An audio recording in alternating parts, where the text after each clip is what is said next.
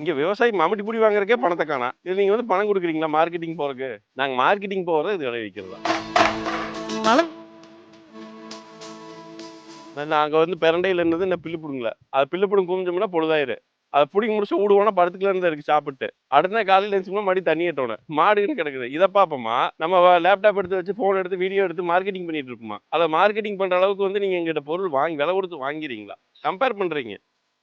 சரிங்களா? பக்கத்துல chemical form இருக்குன்னா, கெமிக்கல் ஃபார்ம்ல இதே பெரண்ட போட்டிருப்பாங்க. உரம் போட்டிருப்பாங்க. அது வந்து 4 நாள் இவ்வளவு தூரம் வரும். நம்ம ஆர்கானிக்ல 4 நாள் இவ்வளவு தான் வரும். அப்ப நம்மளோட ஈல்டு கம்மி. அவ ₹1,00,000 மொத்தம் ஈல்டு எடுக்குறாங்கன்னா, நானும் எனக்கு 1,00,000 எடுத்தா தான் நான் கூலி வாங்க முடியும். அப்ப எனக்கு ₹500 விளையுது, அவங்களுக்கு 1 டன் விளையுது. அப்ப அந்த ₹500 1 2 தான் மாறும். டபுள் மடங்கா தான் இருக்கும். ஆனா இது இயற்கையில் இருக்குது. நீங்க அத வாங்க மாட்டேங்கிறீங்க. இத கம்பேர் பண்றீங்க. விலை மட்டும் தான் பார்க்குறீங்க. அதனால தான் வந்து இயற்கை விவசாயி பூரா இன்னைக்கு வந்து எல்லாமே விட்டு போட்டு அவங்கவங்க தேவைக்கு பண்ணிட்டு இருக்கு. டெய்லி 300லேருந்து 350 கட்டு கீரை கோயம்புத்தூர் தான் அனுப்பணும். ஆனா இன்னைக்கு வந்து அனுப்பல. என்ன அப்படின்னா